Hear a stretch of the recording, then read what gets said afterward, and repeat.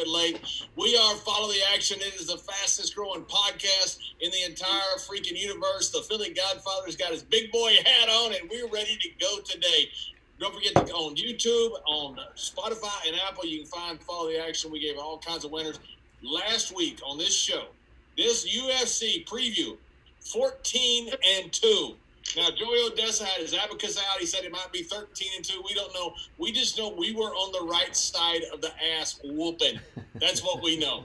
So let me get you to the legends that created that 14-2. He is the man in the cool hat. He is the legend himself, 64.8% last year in the NFL. He is the Philly Godfather fighting out of Philadelphia. He is Steve Maltepes. Godfather, how you doing? Good, man. Just waiting to finalize this college football game here. Hopefully we cover. We bet the under in that game. Got a shot. Kentucky Derby. Horses are going to run wild today. We got UFC. We got the mastermind there, Joey Odessa, punching up all the numbers, crunching everything, all the styles in the UFC. He's giving you all the winners. So it should be another great show, John. Joey Odessa, I hope you're ready. I hope you wrote your stuff down in pencil because you had a lot of racing to do here in the last about 30 minutes. So you had a bunch of substitutions. Crazy, right? Absolutely insane. He's the best combat sports handicapper in the world. He is Mr. Joey Odessa. Joey, how are you? What's up, guys? Hey, what's happening? How does it work, JBL? You get tested down in the bubble. I know these guys get tested once. But I mean, imagine going through all that work, weighing in, and then getting pulled from the card because of a positive test. I don't get it. Like, I don't understand, like, how you could be good 2 days earlier or 3 days earlier, and then all of a sudden, boom. Like, I don't understand how they're in a bubble and they get and I don't, because it's not working with the other sports like that. The other sports are in a bubble. I go down Dubai with WWE Dubai was great. A Sunday pay-per-view. I get tested on Saturday morning. They know that I'm COVID-free by Saturday night. And then I go in and pretty much no worries about COVID or anything else. I'm not sure why UFC's having so much problems there in Las Vegas. Yeah, it's crazy. I don't get it. I don't know. I mean, it's just weird. You know, it's scary. It's scary and it's weird, but it sucks for these guys that make weight and everything. This is OSP fight went through, but last week or 2 weeks ago he was positive. Remember, they pulled this fight off the card, and now it's 2 weeks later, and all of a sudden he's good. And you know what? Again, I wasn't happy with Dubai. You know, I guess the judging is it's not really geography based. I mean, they're just bad everywhere. But I said we go back to Dubai. Let the UFC go back to Dubai. Everybody was testing clean, no COVID there. So yeah, the only issue was the pronunciation of their freaking names. I mean, no one could pronounce their names. Those guys that were fighting over there. You had a major problem one day, Joe. You had a little brain cramp with that one guy. You guys have 2 weeks to hire some kind of linguist or something to help you all out. It's a nice little sweet lady that sits in the corner. Good luck with guys from Philly and New York. Yeah, right. Good luck with that. That's lug nuts. Good luck. Yeah. Dave, we barely speak English. I forgot Texas, too. You got Texas, New York, and Philly. Forget about it. Yeah. Texas and Philly, we had English is not a common language. We're not good at it. Hey, yo, what about that, John? Hey, at least the NBA, though, has some great referees. Right? One half the college kids, he's known as a future of sports betting. Matt, how you doing? Been good. Just dealing with all these canceled fights. I mean, it's crazy. It's nonsense. What is up with these? Joy was talking about the judges. How about the referees in the NBA? And that was some of the worst officiating I've ever seen. That was a makeup call. The first call was bad. The makeup call. It's the science of freaking who's going into the playoffs deeper. You're talking about the Miami game, right? Yes, yeah. It's crazy. It's nonsense. Absolutely nonsense. Barkley called it the same way. I don't get it. I mean, these guys are professional referees. I know they make mistakes, but not there, man.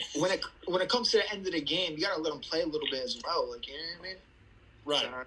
You put a guy on the line for 3 free throws, then you put a guy on the line to win the game with no time on the clock. I don't think referees should be involved to that extent. Football, exactly. They're deciding the game. You know what I mean? And the man that we think time out, John. You didn't give the college kids any props. They came on this show and said, Miami Heat moneyline game 1, take them for the series. Take them on the spread game 1 as well. And take them on the kids killing it. You forgot all about that. You are correct. I did not. I've been so much with this COVID cancellations in UFC, it got me all bum fuzzy. Showing this here, so I apologize to the college kids. Yes, you guys were calling Miami when no one else was calling Miami. Everybody thought Milwaukee was the new. They're ready to ordain Giannis as the greatest. Yeah, God, Giannis, yeah. And now you got a free money alert if you want to come back and nibble a little bit on Milwaukee for the series, so you can guarantee yourself some free money. Yeah. Is Milwaukee able to make any adjustments, Matt? They can make some adjustments, but no one's ever come down 3-0, came back to win in the NBA. It's not going to happen here. When Jimmy Butler said he's not going to let his family come to the bubble because it was all business, that's when I realized that man had come to play basketball. The man is serious. He's a beast. He's one of my favorite players because when he scores, his points are quality points. He doesn't need to score 40 a game, but when he does score his points, they're quality points when the team needs it to push momentum for his team. And if they need a bucket, he's always there. Yeah, absolute competitor. And an absolute supermodel is next, we think. We're not sure. We don't know what Dave Mason looks like. We just know he's like the voice on Charlie's Angels. And, yes, the 1980s wants the reference back. I'm not going to give it back. All we know is we've heard his voice. We think he exists. He could be a computer bot. We don't know that. We've heard he's a supermodel, a male supermodel we've heard. But he is Mr. Dave Mason from Bet Online. Dave, how you doing? Pretty good, and yeah, the rumors are pretty much true. So to all your hundreds of female listeners out there, believe the hype. Good grief, you and the pool boy Joey Odessa. No wonder we got so many female watchers. Oh yeah, right. I told you I was down there with Dave for how many years? For 18 years. Worked with him for 10. Never saw him. I heard between those two guys, between Joey and Dave, they had rooms full of suitcases full of ones from all the ladies giving them $1 bills. Is that true? Maverick and Goose. That's right. Maverick and Goose. The 80s want another reference back. That's right. That's all right. We're good at 80s references. That's why we have Matt on here. Keep us relevant. Well, guys, let's get straight to the Kentucky Derby. I know nothing about horses. I just know it's about as fixed to me as roller derby. So I'm not, but I'm going to bet on it today. I'm joking. I don't think the Kentucky Derby's fixed, but horse racing makes no sense to me. I don't know how to bet on horses. I know who the favorite is. We've got Tiz the Law right now won the Belmont Stakes. He has not won a race in under 3 lengths. He is by far the favorite at minus 135. No horse has won the Kentucky Derby coming out of gate 17, but he's got Bafford's horse on one side, Honor AP on the other side. He's got some competition right there in that spot. They're not going to call a fence. I don't even know who to start with except for I know that Philly Godfather has Harry the Horse whisper to him. I've read that on Twitter. So what does Harry the Horse say? He likes to give me some information right before the race, pops. But Tiz the Law, obviously, you got 1,000 Words, you got Money Moves, another Todd Fletcher horse, and you got New York Traffic. So as of right now, they're the horses he's looking to, put together and parlay and maybe win some money. But that could change. I mean, information keeps, entering the market. And maybe one of these horses come up with COVID and they scratch that horse. So who knows? So how do you bet if you're going to bet the race tonight? I know this is not your bailiwick. I know the horses you make your bet living sports betting. If you're going to bet tonight, how would you bet it? I know Las Vegas Wolf, who's very good on his premium site. He's been 8-3 on matchups on horses. Match up 1-for-1 just like you do golf. He's been very good at it. You can find him at thephillygodfather.com. Do you bet matchups? Do you bet trifectas? Do you bet 1, 2, 3? Do you bet to show? How would you bet today on the Kentucky Derby? Well, I would follow anything Wolf says because he's one of the sharpest horse, bettors around. And the sharp money likes to bet matchups. I want to be honest. They break down these horses, and depending on where they start, what post they're at, that's how they're going to bet them. I bet this more for fun, John, every year, and if I get some good information from Harry, every once in a while we cash a ticket. So, I'm betting win, place, and show, but that's all I'm doing. But the sharper guys, when it comes to horses, and I'm not one of them, I'll tell you that right now, they love to bet matchups. I can concur that matchups are very get hit. I mean, we offer matchups every day of the year pretty much, and not just during the big races, and we do take a lot of sharp. I mean, I look at those numbers every week. And we're lucky to break even every week. It's just something we just keep putting on the site, because we do have a loyal horse following, and they like betting that. But yeah, sharps like betting that, and a big reason for that is the odds on the horses in the race book or at the track, the OTB, whatever you're going to do, they're a pari-mutuel. They're based on the closing odds. So these horse matchups, they're not in that pari-mutuel, right? They're set odds. So, I mean, you can bet on something minus 130 or whatever. And if you think that horse is going the other way and the horse is matched up is going the other way, if you're pretty quick on a draw, you're looking at the how the odds are adjusting at the track. And if we're slow on the trigger during the matchup, you can definitely pick some spots there. So, but for a big day like today, Kentucky Derby, I mean, there's different ways to bet it. You got the race book for where you can bet the exactas, trifectas, and once again, that's a pari-mutuel betting where your odds are based on the closing odds, not at what they are when you place the bet. So that always kind of causes some confusion, and customer service will be getting a lot of calls from confused novice horse bettors tomorrow. But we also put the odds, the fixed odds in the sports book too, whether it's odds to win, the horse matchups, or even just some crazy props like number of words in the winning the horse's name, et cetera, et cetera. So there's all sorts of ways to bet that Derby. Now, I don't know diddly poo about horses either, but I usually follow some guys I know and just put some money down for fun and see what happens. Yeah, and but you gotta bet the Derby. You gotta bet. It's like the Super Bowl. You gotta bet the Derby. You gotta get down. You gotta get down to Derby, and if you're looking to bet some horses, if you look at the matchups, it could steer you in the right direction on which horse you want to bet. I mean, you look at Tizelaw, he's minus 150 against the field. He's minus 400 against Honor AP. I mean, so if you look at the matchups, you might get a little bit of a feeling of which way you want to go, depending on how, favorite this horse is against another horse. And it might give you a little predictive indicator there. Dave, what is the best odds as far as your bets? I mean, what is the best odds? Hey, and Joey Odessa is joined by somebody. Who is this? This is worth cutting the entire show off for. This is my little princess. This is my wife. One of my three wives. It's my daughter Jamie. That's JBL. Remember we saw him on the WWE. Hi, Jamie. So he godfather, and that's his son. Oh, and Dave Mason, but he doesn't show up. Wait, I want to ask her a question. You ready? Between Money Moves and the Baffert horse. What's that Baffert horse? 1,000 words. Which one do you like better? Which name you like the best? Which name you like better? Money Moves or Baffert horse? Which do you think? Money. She likes money. There it is, right there. Money Moves, baby. Yeah, she's going shopping with mommy now. You better get back before these fights start. Speaking of money moves. Money moves right out your wallet. Joy, this is the family affair with you. You got your beautiful daughter here. You got your dad listening to the show in his jet suit. Hey, all in the family. Oh, actually, that's a bad reference in this day and age. But tell them who your favorite wrestlers are. Favorite girl. Ronda Rousey. Favorite boy. John Cena.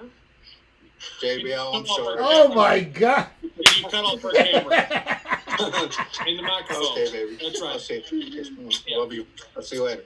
She just gave you a clothesline, JBL. She just gave you a clothesline. Well, thanks, Say Joey. hi, Grandpa's watching. All right, that's enough of the kid stuff. Back to business. Sorry, guys. Appreciate that. He's the guy I lost the WWE Championship to, John Cena. How's your neck doing, JBL? How's your neck? Is that all right? Unbelievable.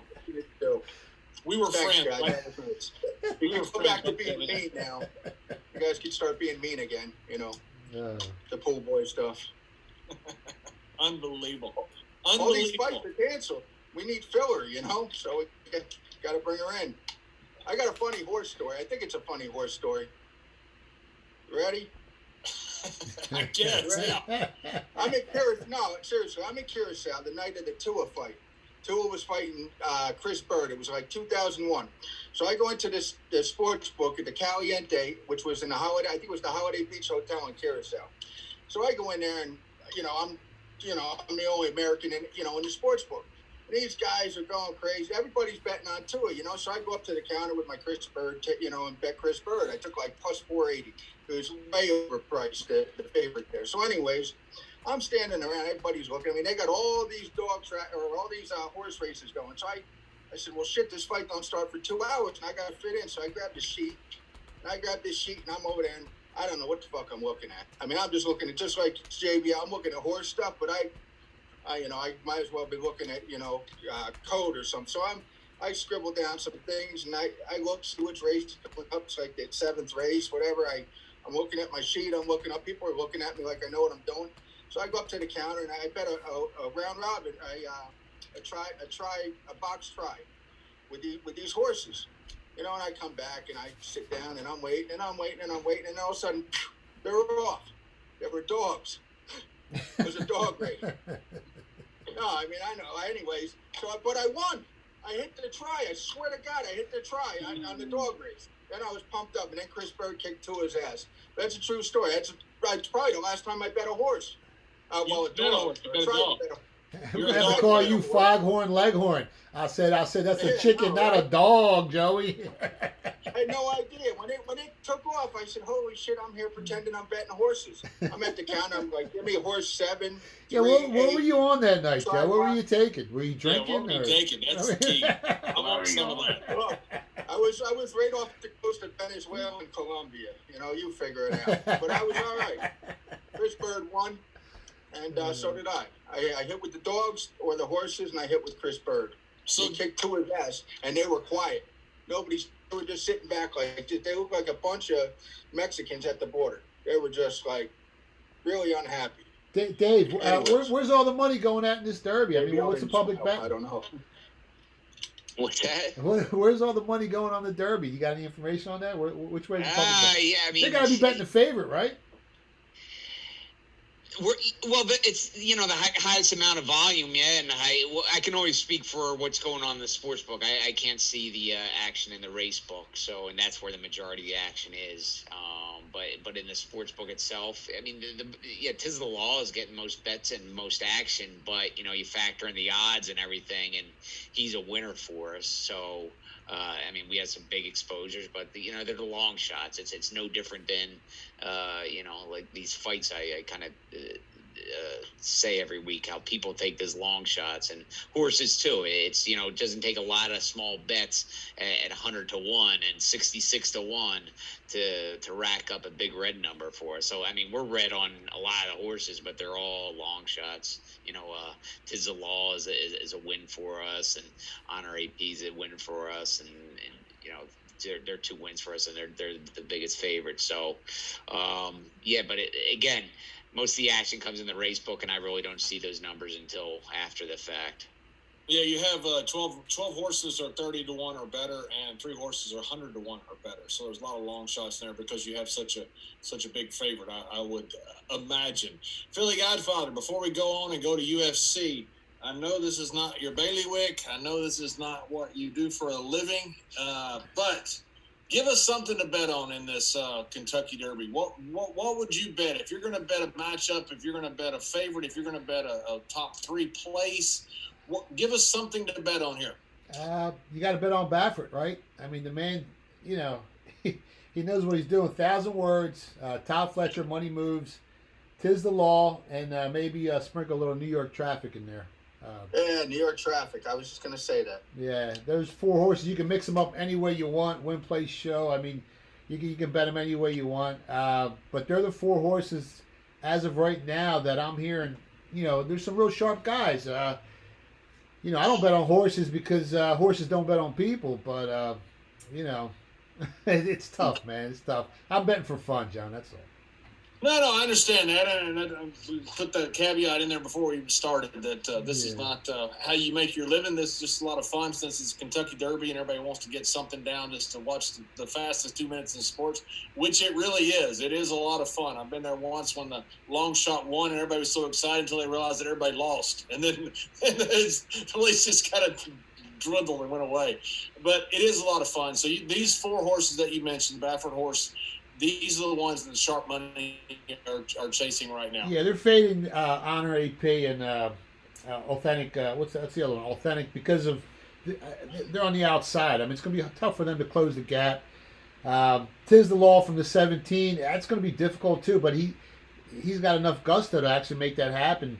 But there's some sharp money on those horses, man. You know, I mean, That's interesting because what I've read, I mean, it looks like Honor, AP, and Authentic, the Baffert horse, those are the ones that have the legs to do something this race, but because they're outside positions, tough they're spot. the ones being faded on this. Yeah, but like I said, they're horses, man. Enough said. Well, there you have it. Matt, are you taking anything on this horse race? Nothing. Nothing. I've raised my kids the right way, John. Nothing for us. No way. All right, so let's go straight to the UFC. There you have it. There's the horses that were being faded. Reminder, that was Authentic, Honor AP, which are the 16th and 18th horse gates, plus 425, plus 875. Those horses have been faded according to Sharp Money. Tiz the Law is still the prohibitive favorite in that. So let's go straight to UFC. We got a COVID card because you got so many different cancellations. The first fight coming up here, both these two fighters, their sole loss has come in their last fight. The only loss both of them have had. Cole Smith is the underdog here at plus 187. The Canadian is 7-1, is 2-0 as far as KOs, some TKOs, 3-0 as far as submissions. So he's never been stopped. Hunter Azur is the favorite here at minus 227. And just a little note here, this was as of about 10 o'clock this morning when I checked these odds. So these could certainly will have changed.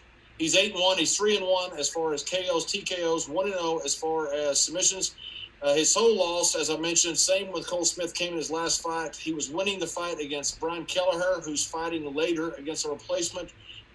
He was winning the first round, got KO'd in the second round. That was May 2020 of this year. This is a bantamweight fight. The over-under is 2.5 rounds. Cost you minus 240 to bet the over. Dave, where do you have the money? Yeah, just to give you a little update on the odds, they have changed a little bit since this morning when you checked. Azure is minus 250 to take back, and Cole Smith is now plus 210, so it's going up. Yeah, I mean, the public is on Smith, 83% of the money, 64% of the bets, so we're going to need the favorite. A little bit of reverse line movement there tells you a lot. And, yep, Azuri's getting some sharp action. I mean, we got some sharp action on him at about minus 170, and like I said, he's up to minus 250. Over, under, 70% of the action's on the under 2.5, which pays plus 195 at the current moment. So, tell me those odds, just because I was writing this down. It was 83% of the money was on Smith. And Smith. It's 64% of the bets on Smith, and 70% is on the under 2.5. 70% is on the under 2.5. Joey, I know you have an interest in this because we covered this on our podcast. So, what do you have on this fight?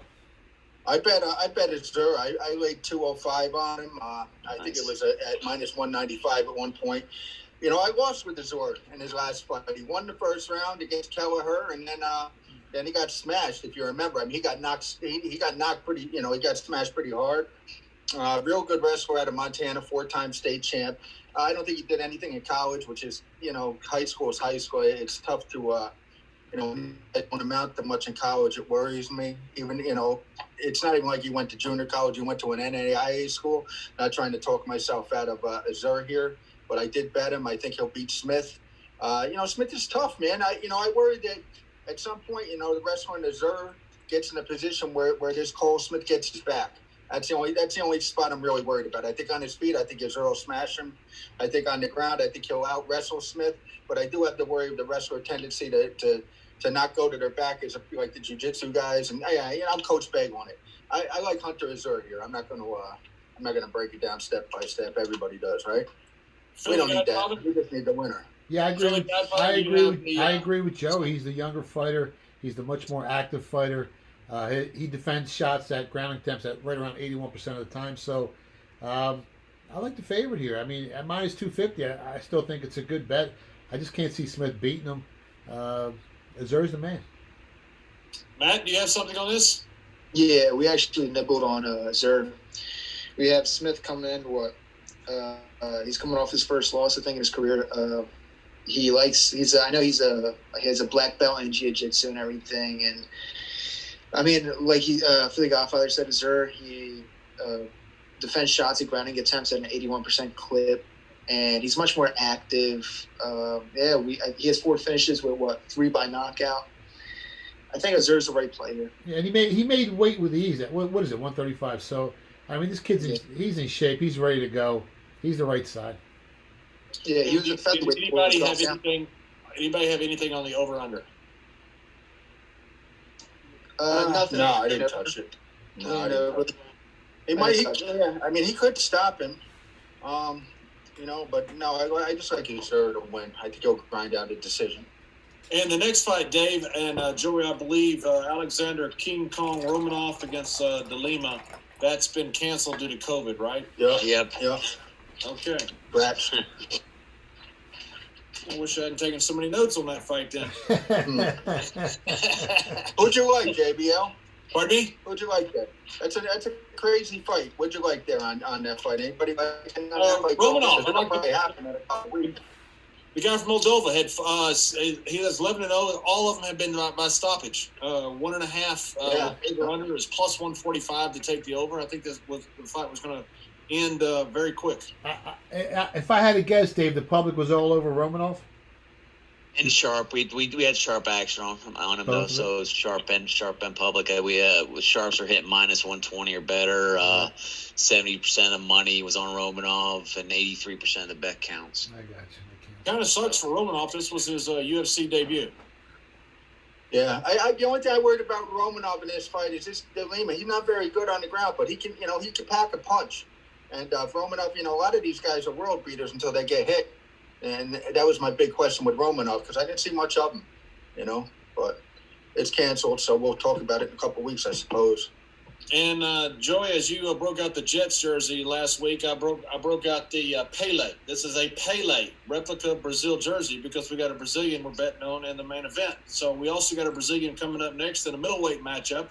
Andre Muniz is a plus 132. Now, reminder, this is this morning the odds. No doubt they've changed.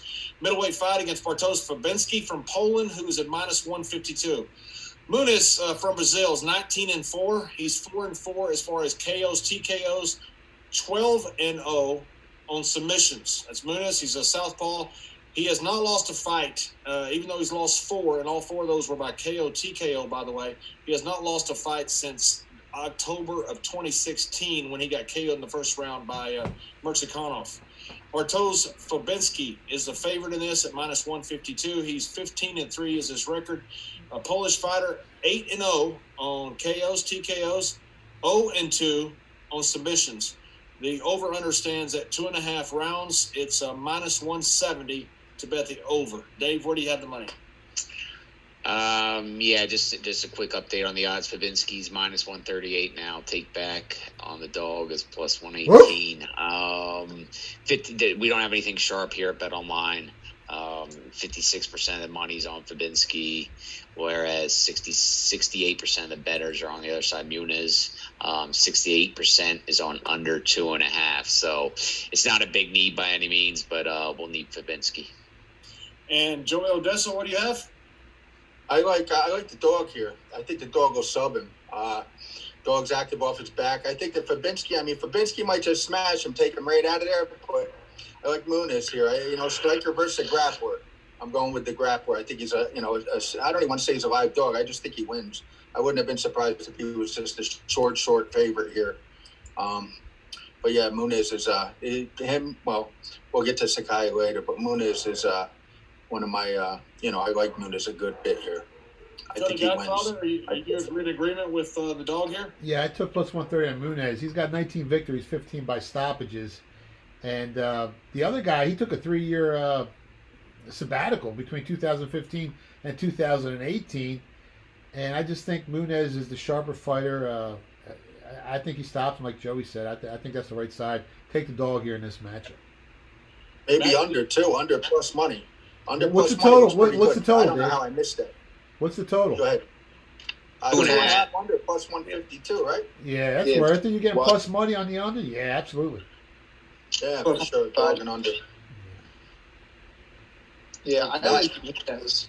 And Matt, do you have something on this? Like Philly Godfather said, he had a 2.5 year break from 2015, 2018. And then I think he's only had one fight since 2018. I know he's 3-1 in the UFC, but I think Muniz is going to be able to grapple well. I mean, I think they both can grapple solidly, but I think Muniz is a better grappler. I think it's going to be a gritty fight, but both ground games are pretty good.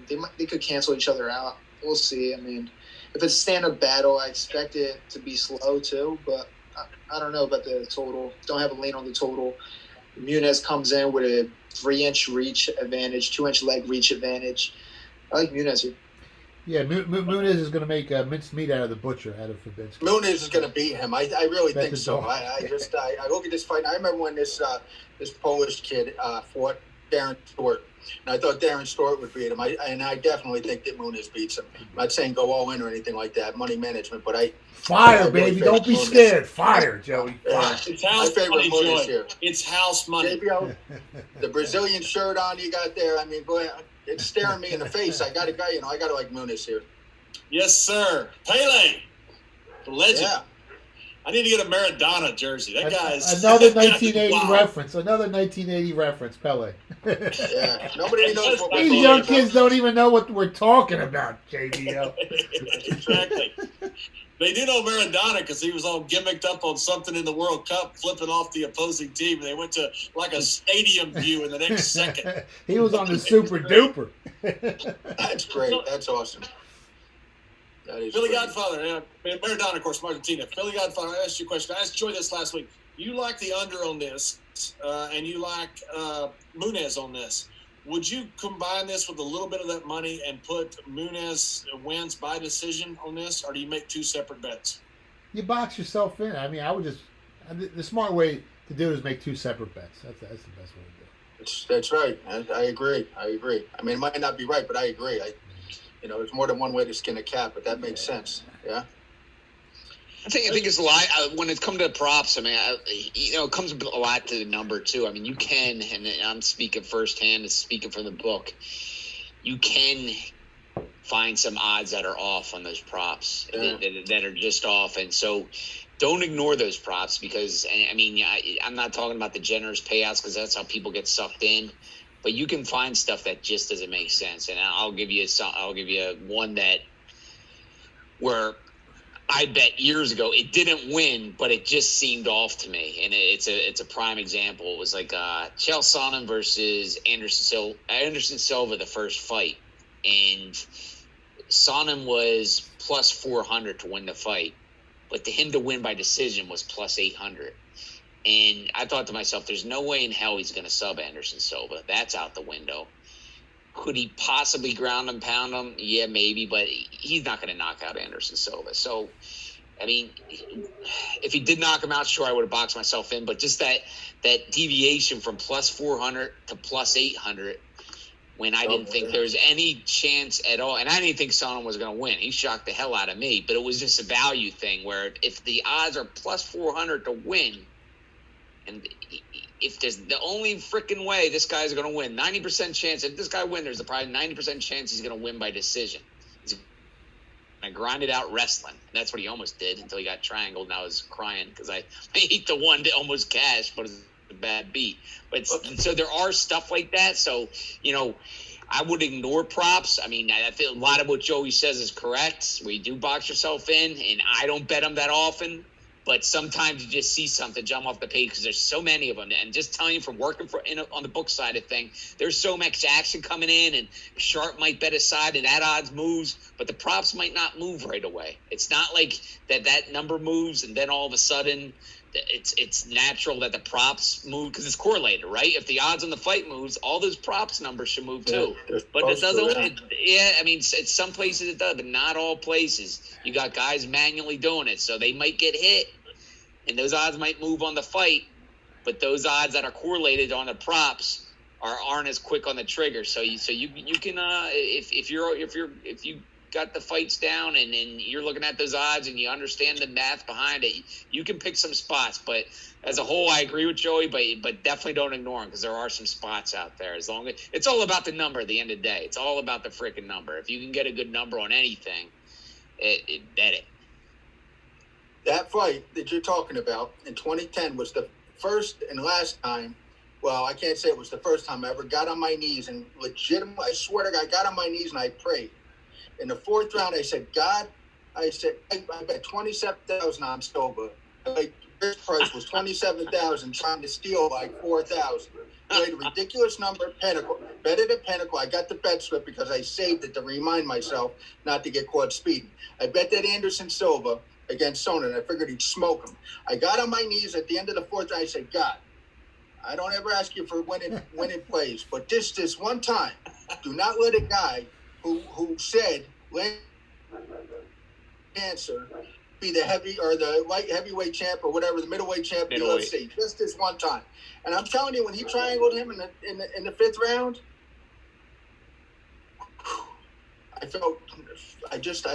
felt divine intervention. God beat you went to church that next morning, right? It's one of those. It gave me, and I never asked again. I swear to God, never asked again to win a bet. That's the only. That it wasn't the only time because I did when I was young. I did bet $100. How do you think Charles Sullivan felt about this for pulling God into this fight? Yeah.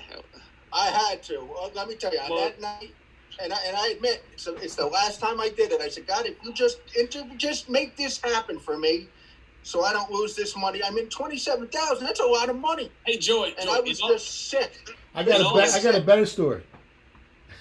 I was going to trial in Arizona, and we go to trial, and my lawyer tells me, all right, go out there, get something to eat. When the jury comes back, I'll tell you, to come back to court.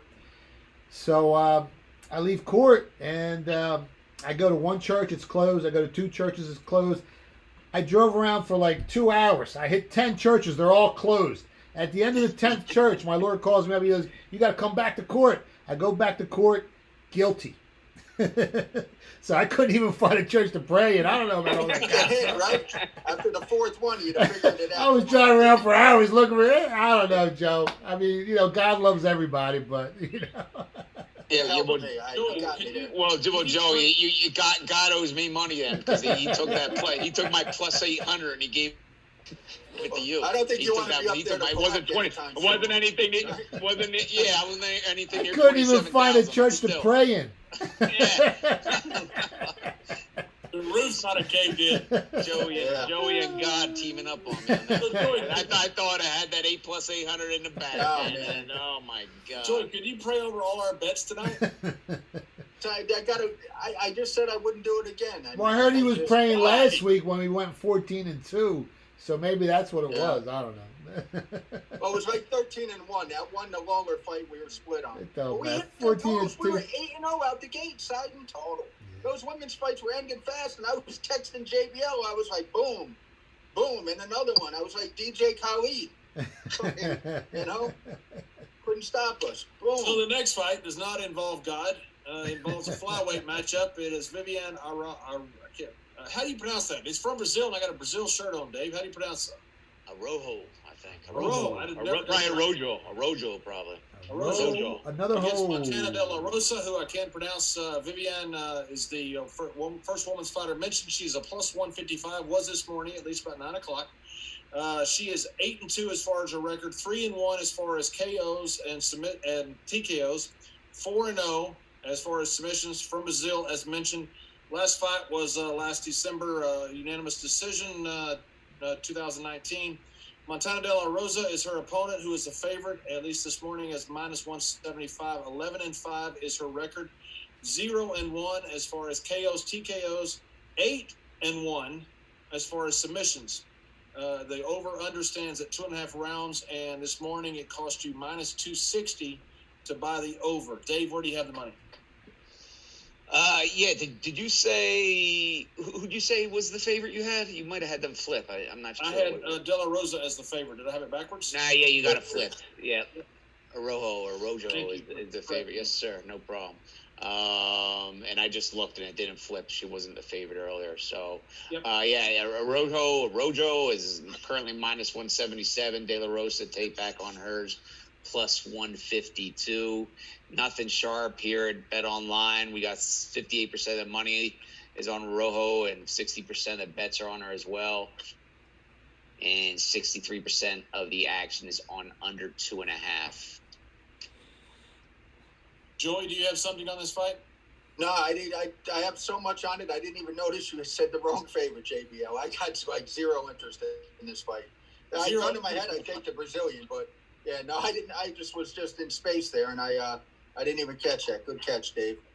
Anyways, and a Brazilian fighter too. No less. You got the Brazilian shirt on. I got the Brazilian shirt. I can say Pele. Yeah, yes, you can. Philly Godfather. I can say Philly Godfather too. He's as famous as Pele. Yeah, right. Pele is now like a faith healer. You know that? I mean, Get out of here. Yeah, seriously. He claims that he's like a faith healer or something. Wow, Pele. I don't know if he prays over boxing or UFC matches. You got Anderson Silva there that night. Plus Dave money, right? I sort of heard about him. I don't know. He did have some miraculous goals. I mean, that double leg kick over the back. I mean, that was, he kind of invented that. But like Joey said, the Brazilian fighter is much more active. She seems to be the much stronger fighter. But you got to remember, Montana is one half of a power couple in the UFC. Her husband is, I think he's that bantamweight, Mark.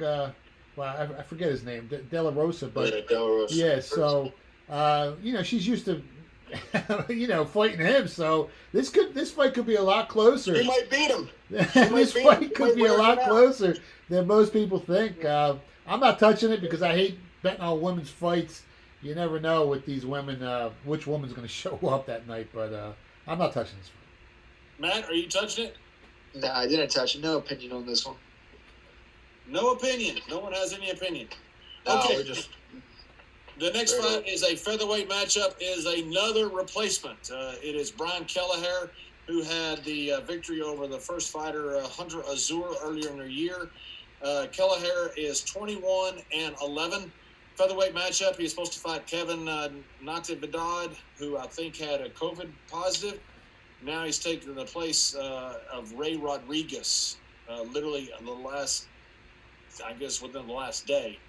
Rodriguez is 16-7. He's 3-2 as far as KO TKOs, and he is 8-2 as far as submissions. Brian Kelleher, 21-11, as I mentioned. This is his fourth fight this year. He lost his last fight, unanimous decision on June 6th to Cody Stamann.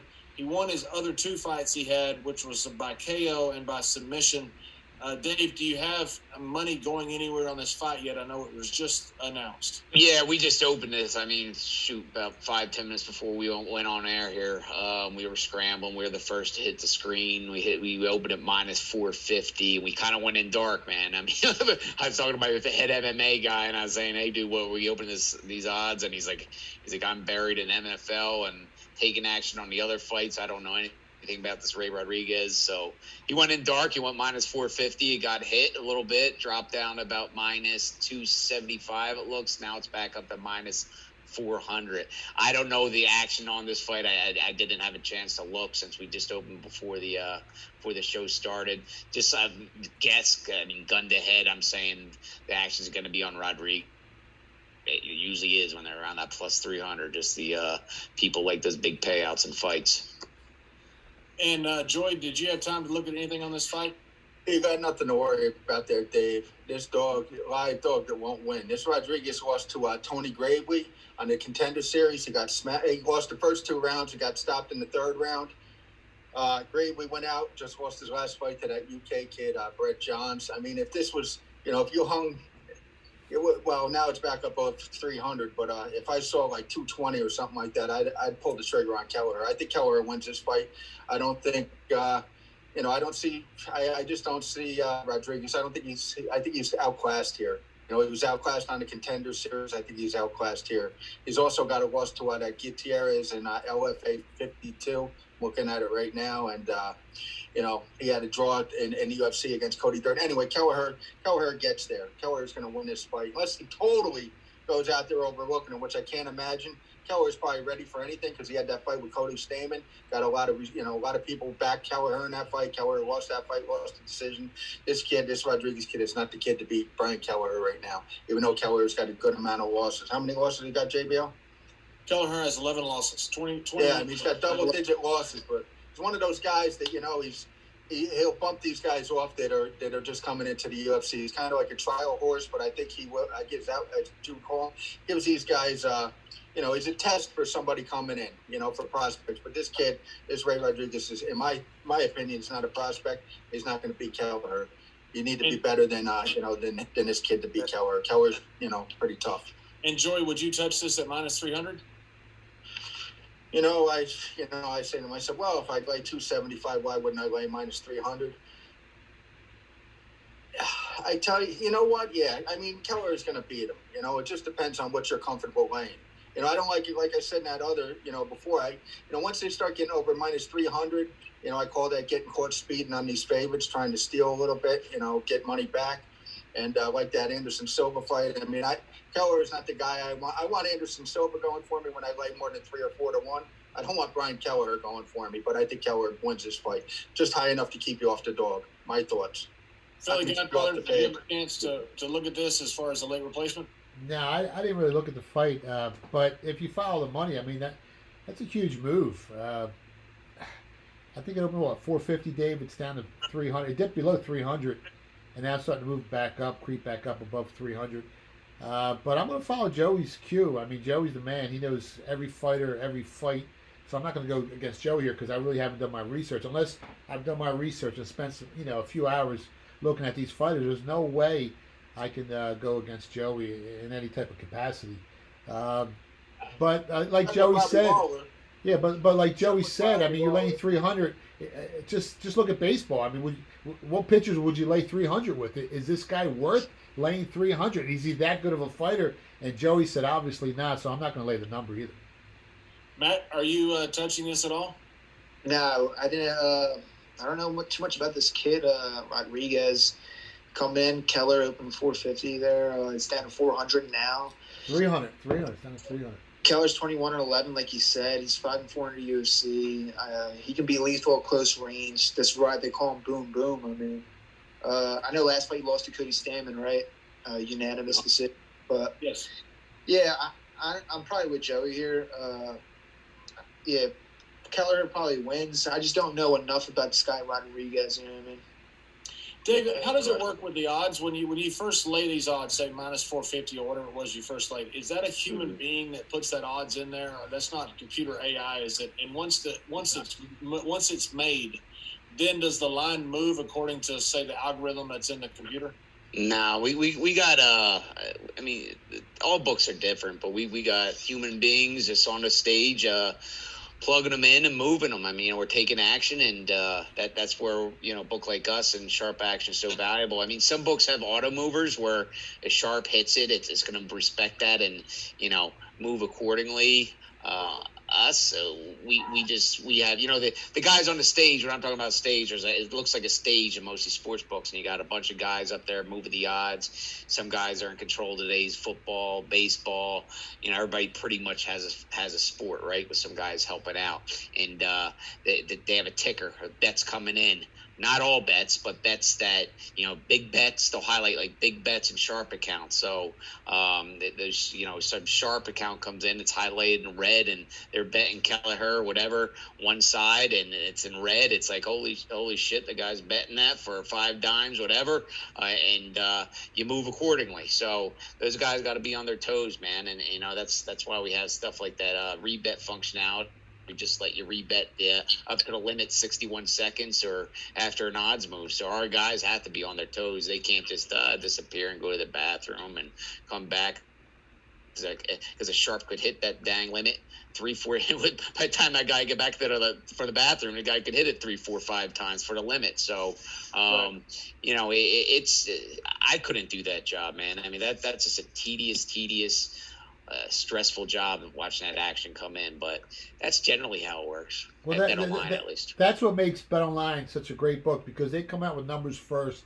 They're not scared to hang a number, and they let sharp players shape the number. They let the sharp player attack the number first, and then they'll lower the number. And that's what makes BetOnline one of the best books out there with their early odds and all the other stuff they offer. So they do it the old-fashioned way, which I think is the best way. You let the player move the line, man. You don't just move on air.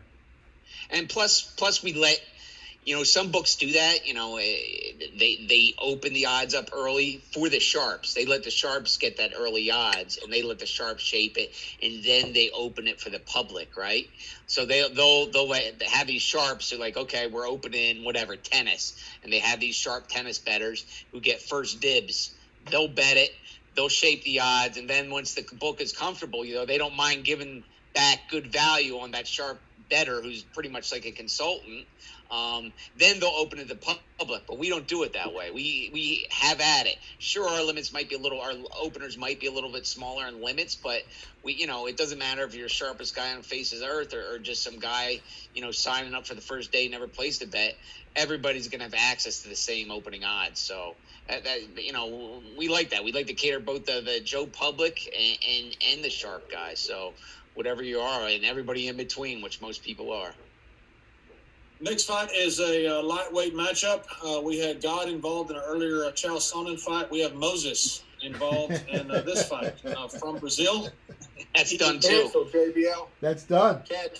Canceled. They canceled Moses? No mas. Yeah, Moses. Yeah. It's The sign. 10 Commandments are out the window, JBL. Forget about He parted the Red Sea. They canceled Moses. They canceled Moses. If I was coach, I'd have let you go through the whole thing and tell you at the end. But yeah, they canceled Moses. Last minute, all these things, all in the last 24 hours. Did Coach bet on this guy? 6 hours. Yeah, I know. Coach brought down Moses. Listen, I'm not trying to be sacrilegious, but the greatest Moses I ever saw was Moses Malone, and he brought the Sixers a championship. And man, I would like to, have someone like him back on our team, or maybe someone like Jimmy Butler. Oh yeah, we used to have him on the team. I mean, we need guys that know how to win, that can score. The Sixers team got me really pissed off. How do you get rid of Jimmy Butler? And you keep Brett Brown.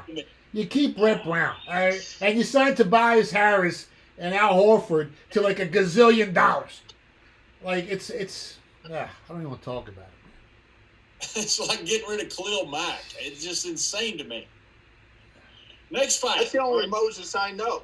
That's the only other Moses I know is Moses Malone. When you said Moses, I said, Faux. I will never forget that. Another 80s reference. Faux. I think he would have lost this fight. I think Turner might have beat him here. Just my thoughts. Sharp action was on Turner. Yeah. Did the Chancellor Turner, did somebody get COVID in that, I guess? Yeah, Moses did. Moses, whatever. Brought the people to the promised land. Joey screwed up all that guy. Everybody got Joey. Joey took that $27,000 bet in favor from God, and everybody else. I got screwed. Moses got screwed. Everybody got screwed. Yeah, did God help you out with the IRS on that wager, Joe, or did you have to pay the tax? Which one? Oh no, I just. You know what he helped me out with? The fight that's coming up. This Pereira kid. Go ahead, JBL. You kick it off, and then I'll jump in there. This Brazilian. Joey, just a real quick question. Since God helped you win that money, how much of that money did you give to church? Like in donations and stuff. I didn't really keep track, but I did. Look, my wife goes. You did what? You didn't give nothing. Wait. There's rumors that Joey Delicious is affiliated with Liberty University, so he might have gave some money, JBL. True story. You got an inside track. That is a true story. I got a direct line. The bagel phone. Apparently, we're gonna lose every fight on this court. No, we're not. Yes. You're the one that didn't give anything last week, and you didn't do anything this week either. All right. After God helped you, and then Moses got COVID. Next fight is a welterweight matchup. It is Michael how do you pronounce this, Dave? He's from Brazil also. I'm wearing a Brazilian jersey. I'd go Pereira. Michael. Is it Michael or Michelle? It's Michel. How do you pronounce that, Joey? You're from South America? Mikel. I'm not from South America, JBL. I get there. Stays there. Okay. Mikel Pereira. I knew that. Mikel Pereira. He was the dog as of yesterday, unless I've got it backwards again. -125. Mikel Pereira is 23-11. It's a welterweight matchup. He is 10-1 as far as knockouts, TKOs, 6-1 as far as submissions. From Brazil, as I mentioned, he has lost his last 2 fights. He is fighting the Russian Zalim Imadev. He is 8-2, 8-1 as far as KOs, TKOs. Zalim is the dog here, at least as of early this morning, at plus 105. He also has lost his last 2 fights. His last win came in March of 2018. It's a welterweight matchup and a 1.5 total on the rounds, minus 155. It cost you to bet the over on 1.5 rounds. Dave, where do you have the money? Yeah, the public is on the very flashy and very athletic Pereira. This guy's, very exciting to watch, but you start wondering what the hell he's doing in there, and sometimes it bites him in the ass. Sharps are on the other side. They're on the guy who doesn't do all the crazy stuff in there, Emidev, at plus 130. So 64% of the money and 61% of the bets on Pereira. Sharps got hit at Emidev at plus 130, and what is about 67% is on over 1.5, the rare over public lean. And Joy, what do you have on this fight? Man, talking about this kid, this is the kid that he was beating Diego Sanchez. Diego Sanchez, way long in the tooth, won the first Ultimate Fighter show. He was beating Diego Sanchez, and he was doing, a lot of somersaults. I called him like a gymnast in there. You know what I mean? He was doing a lot of just unnecessary things. I think he did like a flip and some real crazy nonsense against Sanchez. Then Sanchez got kneed, and I had bet Sanchez in that fight because I didn't think that much of the Brazilian, and I was dead. I was dead to rights. But I had another intervention. I didn't ask for it, but it came. Pereira kneed Sanchez in the face. Yeah, Pereira kneed Sanchez in the face. And Sanchez did what I asked these guys to do all the time.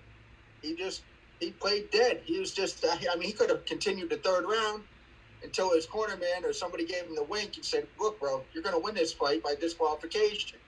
And he took the DQ. Credit to Diego Sanchez for having no honor. It was great for the bettors, great for me that night, Diego Sanchez.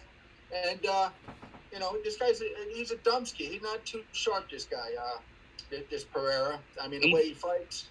He did that. He did that the fight before that, right? It was a heavy chalk, right? He's was it Conley or something? Yeah. No, before Sanchez as well. I think he did that. Did he do it again against Conley? He was flipping all over the place and going crazy, and he just ended up gassing, and this dude just grinded him out, and it was just so foolish. Yeah. The guy, he just does all this crazy stuff, and then he gassed, and the other guy just was just some dude, just grinder, and waited out the backflips and crazy stuff off the cage and grinded out a win. When guys do that, when guys get disqualified, and PG, Steve will probably chime in on this, and maybe JBL too.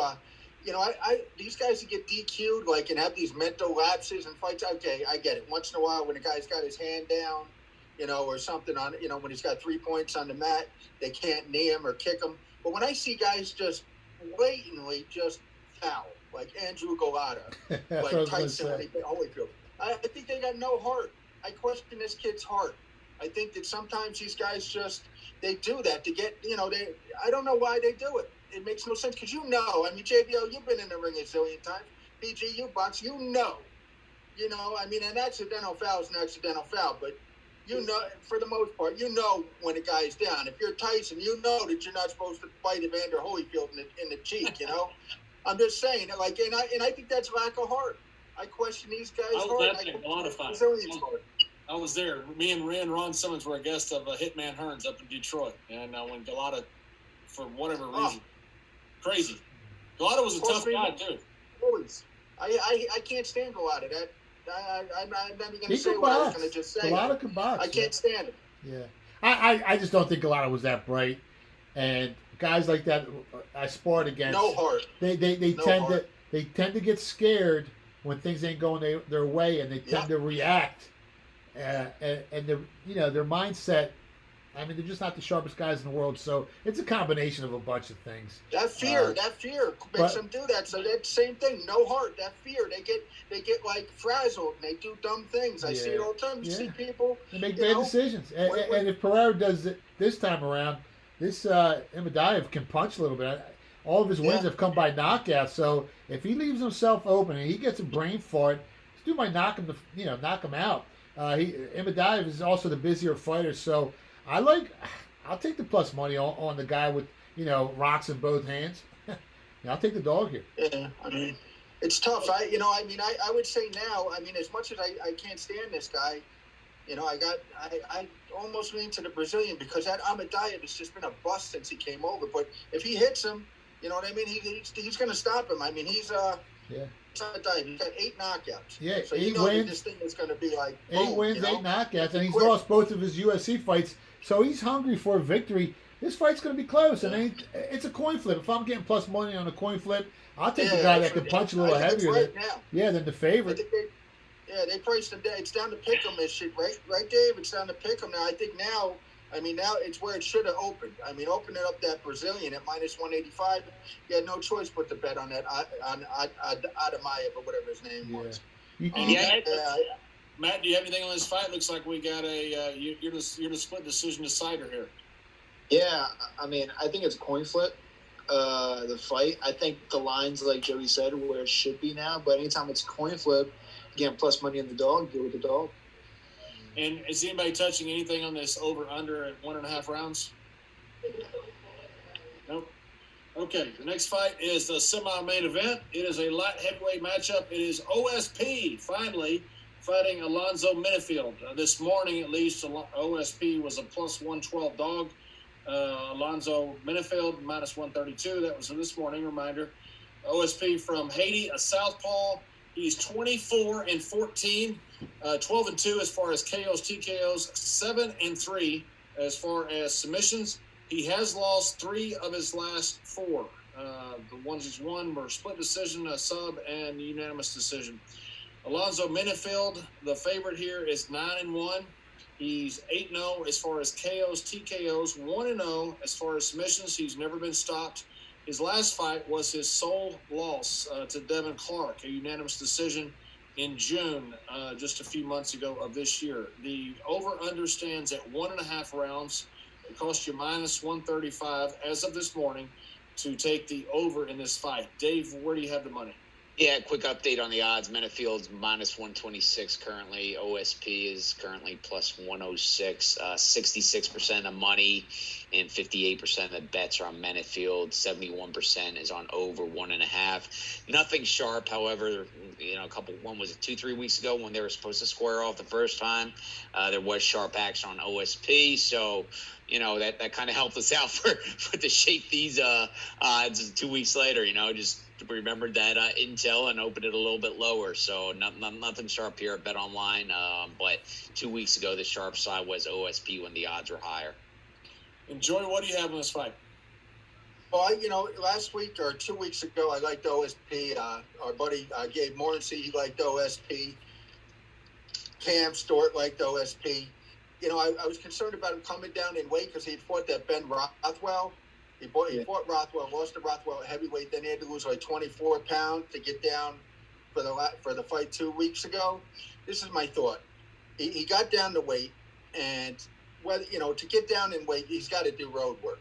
He's got to be in shape. I mean, you can't. Unless you do something crazy, you're not going to lose 23 pounds by sitting on your ass watching TV.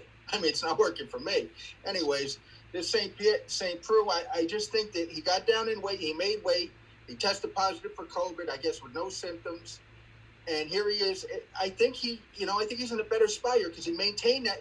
He had to somewhat maintain that weight because he looked all right at the weigh-ins. Now, this Menifield, he looks like, Jesus Christ. I mean, he looks like John Cena. I mean, the muscle-wise, JBL. No, he's a beast. Isn't that Joey's daughter's favorite fighter? Isn't that Joey's daughter's favorite fighter? John Cena, yeah. I found your Achilles. I think he's big in the movies now, too, ain't he? Ain't Cena big in the movies now? Hollywood? He's huge in the movies, yes. He's huge. He took the title from me, then he went off and became this big movie star. Thanks, Joy, for bringing that up repeatedly. And you have to talk to us. Can we get him on the show? Yeah. You can't see me? But, yeah, listen, I think that OSP... I think Clark might have laid out a blueprint for beating Menifield. I think if OSP doesn't get smashed early, because OSP, I question his chin a little bit, but I mean, he was in there with heavyweight Rothwell. I think Menifield hits really, really hard. Obviously, he's got 8 KOs in his and his 10 fights, 8 KOs he's got, whatever. Anyways, I think OSP might be able to catch him, take him down, lay on him or maybe even sub him. I like OSP here. I think that, I pains me to say live dog, but I think OSP is a dog that can win this fight. Yeah, I like OSP. My favorite fighter is Felder. Felder is a great fighter and a great commentator. I love that guy. Absolutely love that guy. I hope we can get him on the show. Like in the bottom square there, the guy the Yankee hat is. I might see him in Vegas next week. I hope not. Philly Godfather, do you have anything on this fight, or John Cena or Paul Felder? Nothing against you, JBL, but when you grow up in Philadelphia, you hate everything Dallas, and Menifield's from Dallas, and I'm not betting on Dallas, even though I like the Cowboys this year to win the division. But, I like the dog here. Like Joey said, I think he's in shape. He stayed in shape. It scares me. He's got a bunch of losses on his record. But I like St. Preux here. I like him. And Matt, do you agree with all of that? You also like Felder? I like. Yeah, he hates everything Dallas too, John. That's right. If I can show you here, my cowboy hat is up on my general there. See? On the Cowboys hat. Man, the big boy God hat. bless Texas. My Tony Romo. Night, deep and bright, deep in the heart of Texas. God bless Texas. Yeah! I didn't realize this guy's from Dallas. I'm going to have to change my bet. Oh, I think Felder's from Dallas. Go ahead, man. I'm sorry. You can bash Dallas. You can bash me or John Cena. I like OSP here. I look at the fight. I mean, you looked at the last fight Menifield had versus Clark. It was the first fight of his career that I think he lost. And on top of that first fight that went into the third round. And in that fight, he looked gassed. He looked tired. He didn't have the durability, conditioning. He had some conditioning issues. So I think as long as OSP tries to play it safe, I think he'll come out the winner here. I like OSP. I mean, he can subdue Menifield's knockout threat, get him in a clinch, and wear him down into maybe a submission possibly. If he stands up, I think he's giving Menifield the possibility, giving him a shot to win the fight. I think if he just controls the fight, takes it slow, he'll get a win here. And did anybody take anything on the over-under on this, which is 1.5 rounds? No? I didn't know. And the only total I saw on the sheet so far that you guys looked at like you were taking was the under in the Munoz-Fabinski fight. Is that right? That's the one when it looks appealing. Yeah. All right, the next fight is the main event fight, but I want to go over what we've gone over so far for those taking it home so they can take notes and bet these fights. Yeah, don't forget that we hate everything in Dallas. Don't forget to mention. Yes.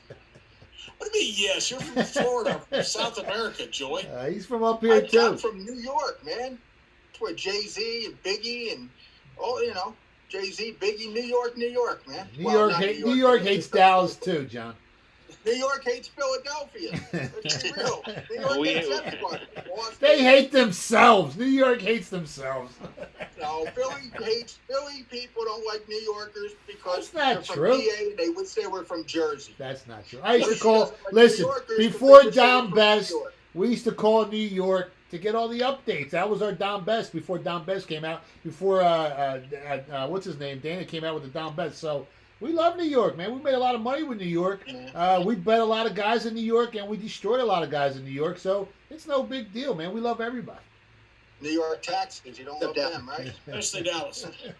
All right, first fight, Joey, Philly Godfather, and Matt had Hunter Azure, had a reverse line movement. Sharp money was on Hunter Azure as well. 83% of the cash, 64% of the bets. The other way on Cole Smith. So Joy, the Godfather, and Matt all had Hunter Azure. Next fight was canceled.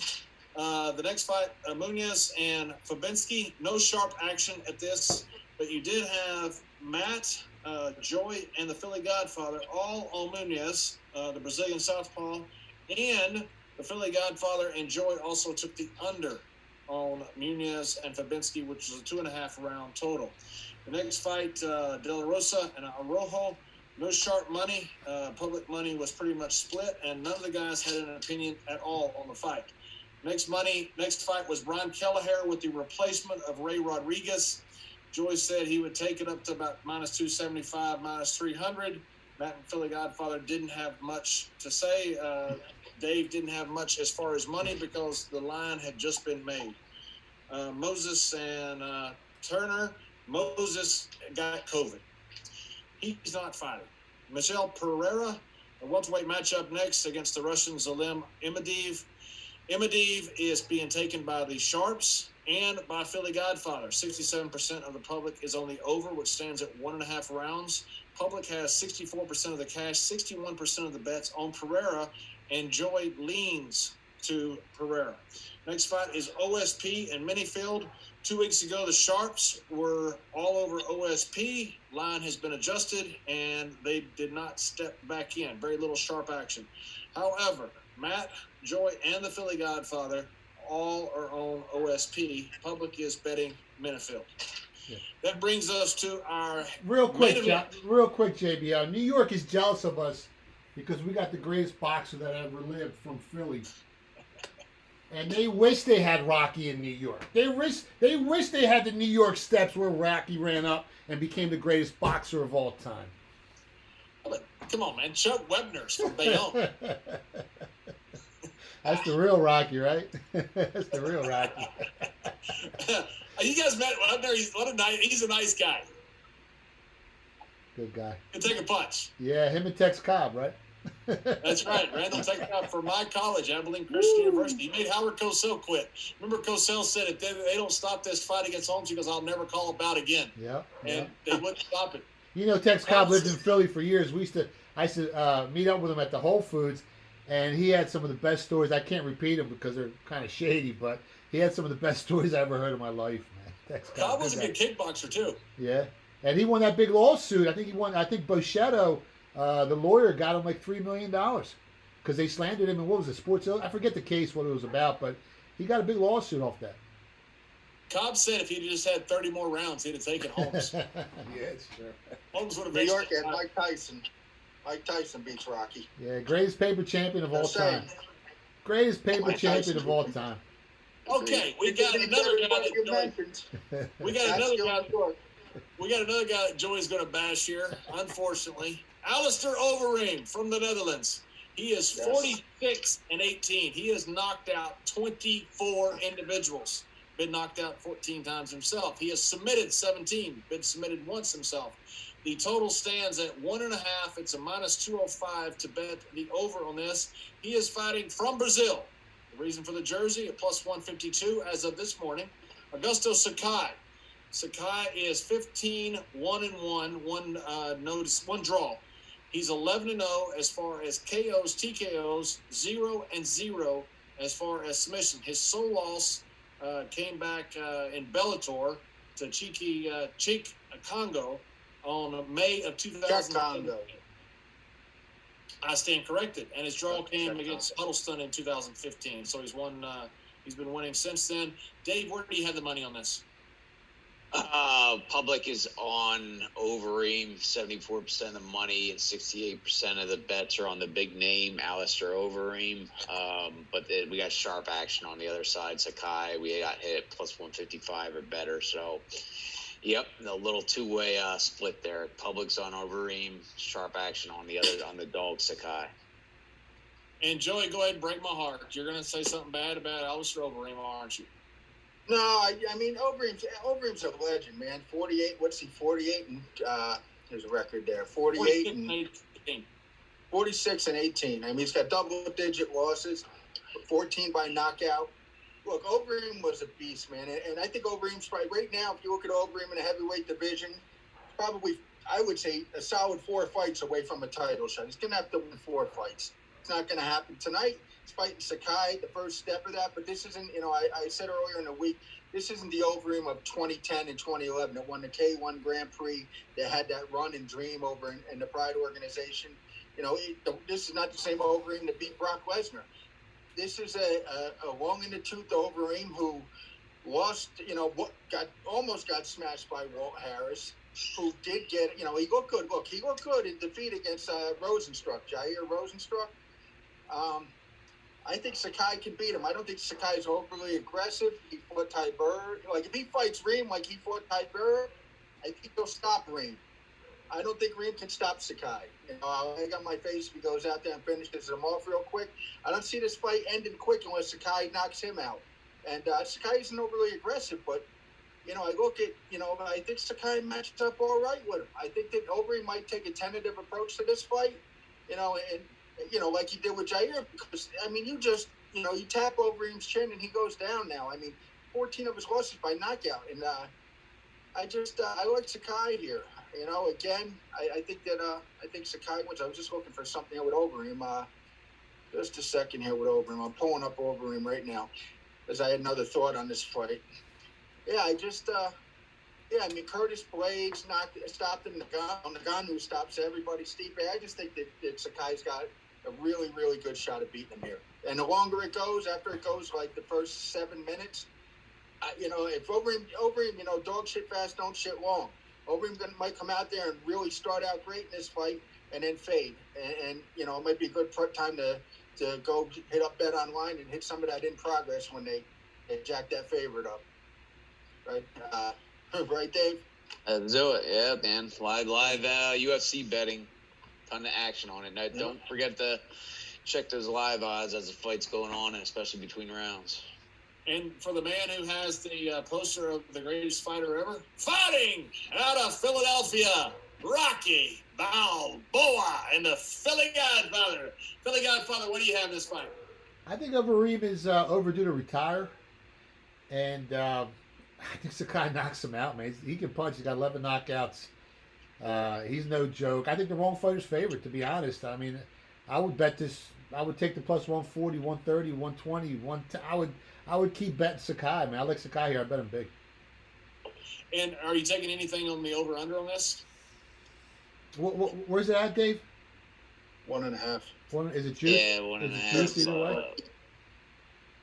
Let me see. My screen just closed. 1.5. Over's 210. Wow. Minus 210. Nah, I'm not. They bet over, right? They probably bet you over a little bit. Yeah, absolutely. 84%'s on over 1.5. Yeah. That makes me want to go under. That makes me want to go under, Jay. The Philly Godfather, as far as Sakai taking down the legend. Yeah, Overeem, he's won 3 of his last 4, but I know he knocked out May 16th. What's his name? Forget the guy's name, but he had a knockout. I don't know, man. He's a future Hall of Famer. He has the experience, IQ. With Sakai, this guy's talented. He's a lot of heart. His opponents that he's versed have been very diverse. Comes in here, he's 15-1, I believe, right? 11 knockouts. And Overeem's going to have to protect that chin, defend that chin. I think Sakai's going to come in and, he might end it early. Maybe second round, it could go over. I don't know about the total. But I do think Sakai, I think a plus 150 is to steal. Yo, Dave, you sound a little mellow this week. What do you got? Some wedding cake, some grape down there? Yeah, what's going on? What do you got? Some haze? Really? You got some haze down there? What's going on? I'm fired up, man. I'm good to go. There's a lot going on. You got Derby, everything. You don't sound excited. You got some Girl Scout cookie down there? I spent going over 11 fights, and then they just keep getting off the knocking them off the board. We're down to 7. That takes a little wind out of you, but no, man, we're good to go. It's still, it's such a weird. It's so weird too that football's starting. We got the Kentucky Derby Day, UFC. It's awesome, but it's just strange too. It's kind of surreal. It's like I can't believe the Kentucky Derby's in about an hour. So get those bets. It was at the Delray last night, right? Nah, man. All night. Nothing. That place is done allegedly. Supermodels, man. He's really? man. I'm telling you. Is it really done, Dave? So what's the smoke there? I read it on a blog. I don't know firsthand, COVID, everything's closed for COVID, just about, especially in the big city. But that place has been done. You're not literally done, but not as good as the old days allegedly.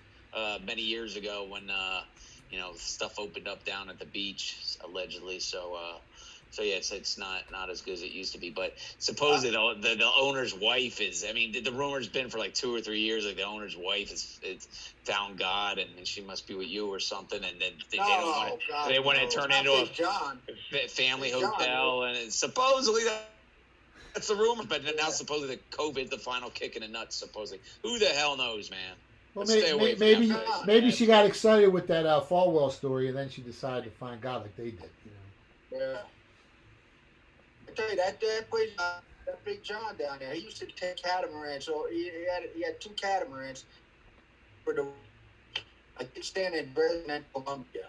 I never made one of those trips. He asked me to go with him, but I never. I was married, so I mean, those days were far behind me. But when I got married, I could say that place probably took a hit. A lot of people filed for unemployment. Yeah, well, like I said, it was on kind of semi-life support for years, anyways. Just because the highway opened up to the beach, like all that kind of shenanigans and tomfoolery and hijinks, kind of just made it easier at the beach. Where do you live? At the beach, around right? here and there. What's your address, Dave? You're exactly I live in Philly Godfather's mansion. You don't even know it. It's so damn big. I live out in the You live with the He's out here in the barn with the alpacas. I feed the alpacas. We had an office with the alpacas, and the right. alpacas are putting up numbers, and people are betting into them. It's almost the top of the hour. I always ask for something free. I don't always get it, but Philly Godfather, we got so many games tonight. You got 2 basketball games. You got your Flyers that are playing in a game 7. Got a bunch of baseball. Give us anything free for tonight that you're looking at? Go to game 201, 202, Arkansas State, Memphis State. Last year, these 2 teams were high-powered offenses. I think Arkansas State was ranked 23rd in points per game. Memphis, I think they were top 10. I went over 70. The line's it was as high as 74. It's creeping back down to 72.5. If you can get it over 72, I would wait closer to game time. It's probably going to drop a little bit. Just bet the over there. They're going to put up a ton of points. And Matt, you want to throw in something just for free for people who are listening? Yeah, we actually like Pitt. We think they have a shot as a dog. I think they're down to, what are they down to? Let's see. They're down to like 120, I believe, or 115. I think Pitt has a great shot tonight. Yeah, I like Pitt in baseball. Bet the Rockies. Bet the Rockies. Colorado Rockies tonight. Rockies, big dog. Big dog barking. Big dog barking. There you have it. We also got a dog in the main event tonight that everybody was agreeing on. So there you have. Follow the action. Hope you have enjoyed it. Good luck in the Kentucky Derby tonight. Good luck on all the games tonight. And more importantly, have a lot of fun watching the UFC. Thanks for joining us. And good luck on all those fights tonight. For Joey Odessa, for fighting out of Philadelphia, the Philly Godfather. Yo, Adrian! And the supermodel, Dave Mason, Charlie's voice for the Angels. Thank you very much for joining us. Have a great night.